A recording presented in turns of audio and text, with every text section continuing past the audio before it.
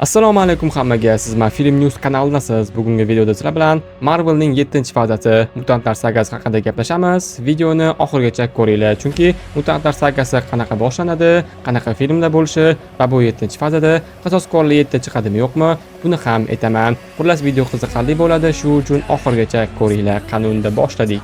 Marvelning 7-fazasi mutantlarning dunyoga ochiq chiqishi va yangi mutant davri boshlanishi haqida bo'ladi. 6-faza nimani tugatdi? 4-fazadan 6-fazagacha multiolam muammosi bo'ladi. Multiolam ochiladi.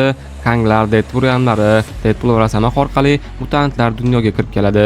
Sirli urushlar bilan katta reset bo'ladi. Shundan keyin Marvel yangi davr boshlaydi. 7-fazaning asosiy temasi bu insonlar, mutantlarning dunyoda qabul qilinishi bo'ladi. Syujetning umumiy yo'nalishlari mutantlar dunyoga ochiq chiqadi. Hukumatlar ularni nazorat qilishga urinishadi. Magneto va Professor X qarama-qarshiligi kuchayadi. Inhumans yoki yangi mutant fraksiyalari paydo bo'ladi. Mutant Registration Act, ya'ni mutantlarni ro'yxatga olish qonuni kabi konfliktlar boshlanadi. 7-faza proyektlari haqida gaplashishdan oldin mutantlar sagasi haqida gaplashsak. Mutantlar sagasi bu Marvelning yangi bosqichi bo'lib, markazda X geni, mutantlar uyg'onishi va X odamlar dunyosining to'liq kirib kelishi turadi. Saga multiolam jangidan keyin boshlanadi. Multiolam jangidan oldin Marvelning asosiy 616-olamida qasoskorlar bo'lardi. Multiolam jangi parchalanishi, qayta tiklanishi natijasida asosiy 616-olamda endi qasoskorlar emas, mutantlar bo'ladi. 7-fazadan boshlab. Shu uchun bu mutantlar sagasi deb nomlangan. Mutantlar uchun eshik Deadpool va Rosamax orqali ochiladi. Mutantlar sagasining asosiy syujeti bu. Birinchi bo'lib mutantlar paydo bo'lishadi. Dunyo X geni haqida bilib oladi, ya'ni oddiy emas, X odamlar geni haqida. Hamma yerda yaxshi yomon bo'lganidek, X odamlarda ham yomonlari bo'ladi va shu tufayli odamlar ulardan qo'rqishni boshlashadi. Ba'zi odamlar esa ular prosta mutant bo'lgani uchun ham ularni hate qilishadi. Shundan keyin konflikt boshlanadi. Hukumatlar mutantlarni ro'yxatga olishni xohlaydi. Bunda ular juda ham kuchli Omega turidagi mutantlarni yo'q qilishni xohlashadi. Oddiylarni esa tirik qoldirishadi. Shundan keyin mutantlar ikki guruhga bo'linadi: Magneto va Professor X ga. Magneto mutantlar ustun bo'lishi kerak degan g'oya bilan mutantlar hukumatini yo'q qilishga boshlaydi. Professor X tinch yashash kerak degan g'oya bilan Magnetoga qarshi chiqadi. Bu jang komikslardagi mutantlar sagasining eng muhim va eng qiziqarli qismlaridan biri. Shundan keyin juda ham katta global urush boshlanadi. Bu urushda qasoskorlar ham aralashadi. Mutantlar va insonlar to'qnashuvi boshlanadi. Qasoskorlarda fuqarolar urushi bo'lganidek, mutantlarda ham kichik guruh bilan jang bo'ladi. Jang 10 ga 10 yoki 7 ga 7 bo'lishi mumkin. Finalda katta ehtimol bilan qasoskorlar X odamlarga qarshi jangi bo'ladi. Bunda original qasoskorlarning to'liq jamoasi va original mutantlarning to'liq jamoasi bo'ladi. Va ular jamoa bo'lib bir-birlariga qarshi jang qilishadi. Undan keyin ham voqealar davom etadi va hali ancha voqealar bo'ladi. Qiziq bo'lsa, alohida mutantlar olami haqida video qilaman. Bu video 7-faza haqida. 7-fazada o'pchi hisoblaganda 11 tadan 15 tagacha proyekt bo'lishi kutilmoqda.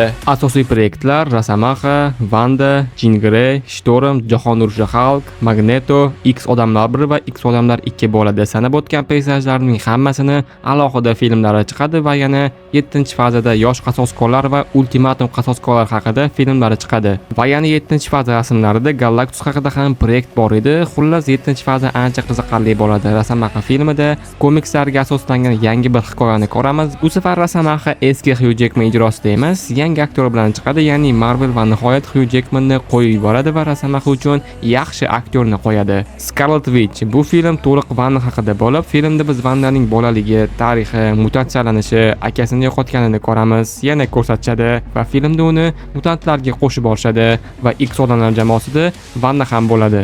Jean Greyni biz uning shaxsiy filmi chiqishidan oldin ko'ramiz. Jean Grey O'yinchoq odam to'r yangi kun filmida chiqadi. Bu rolni esa G'alati narsalar serialidan sizga tanish bo'lgan aktrisa Sadie Sink ijro etadi. Stormni ham hamma yaxshi taniydi. U havoni boshqara oladi, shamol, chaqmoq, yomg'irlarni boshqarish kuchiga ega. Jahon urushi Hulk Marvel komiksining eng mashhur va eng katta vayronkor voqealaridan biri. Bu komiks 2007-yilda chiqqan. Hulk yerdan surgun qilinadi. Qasoskorlari va Illumination jamoasi, Temir odam, Doctor Strange, Reed Richards, Qora Bolt qaror qiladi. Bu guruhni biz Doctor Strange 2 filmida ko'rganmiz. Hulk juda xavfli bo'lgani uchun uni kosmosga yuborishadi. Shuning uchun Hulk raketaga joylanadi, boshqa sayyoraga yuboriladi, Sakarda Hulk oilali bo'ladi va ularni o'ldirishadi. Bunda xalq qasoskorlarni ayblaydi va xalqning g'azabi World War xalq boshlanadi. Xalq yerga qaytadi va aytadi: "Men tinchlik uchun ketgandim, siz esa hamma narsani yo'q qildingiz." Shundan keyin u Nyu-Yorkni bosib oladi, Illuminati a'zolarini ovlaydi, qasoskorlarni mag'lub qiladi. Xullas, qiziq bo'lsa bu haqida ham alohida video chiqaraman. Bunda xalq yengilmasga aylanadi. Ya'ni 7-fazada X odamlar 1 va X odamlar 2 chiqadi. Bu filmlarda X odamlar jamoasi yig'ilib setup bo'ladi. Birinchi, ikkinchi qismlar chiqilib, jamoalar yig'ilgandan keyin 3-qism chiqadi va 3-qismda biz Professor X va Magneto jangini ko'ramiz, albatta jamoalari bilan. Xullas, shunaqa qilib voqealar o'zga sayyohliklar mutantlarga qarshi jangga kirishigacha boradi. Ularni biz so'nggi mutantlar filmida ko'rganmiz, juda ham kuchli edi. Orada qasoskorlar haqida ham proyektlar chiqadi. 2 ta yosh qasoskorlar bilan qasoskorlar 7. Yosh qasoskorlarda Vandaning o'g'illari Maxim Flar, Qora Pantera Shuri, Temir Yurak, Chimolidaning qizi Cassie Lang, yana Lochin Ko'z, Kate Bishop va boshqalar yig'ilishadi. Ularni katta ehtimol bilan yangi Kapitan Amerika Sam Wilson yig'adi. Qasoskorlar 7 haqida esa ma'lumotlarim uncha ko'p emas.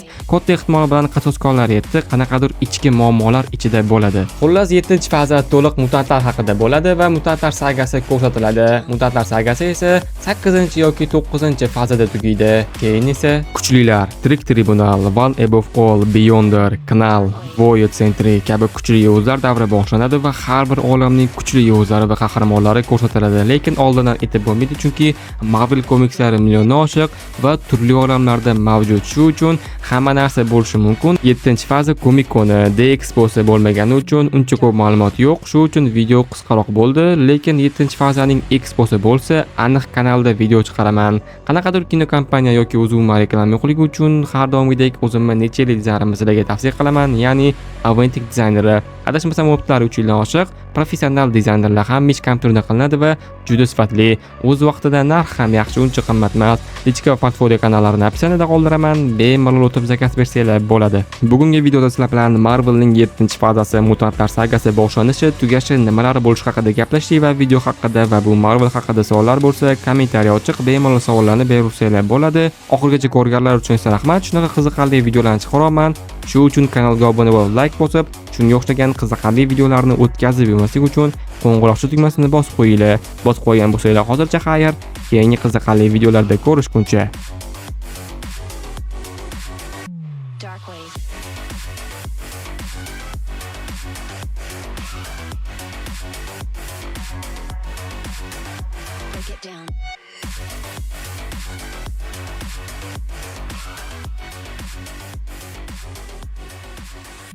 Darkwave.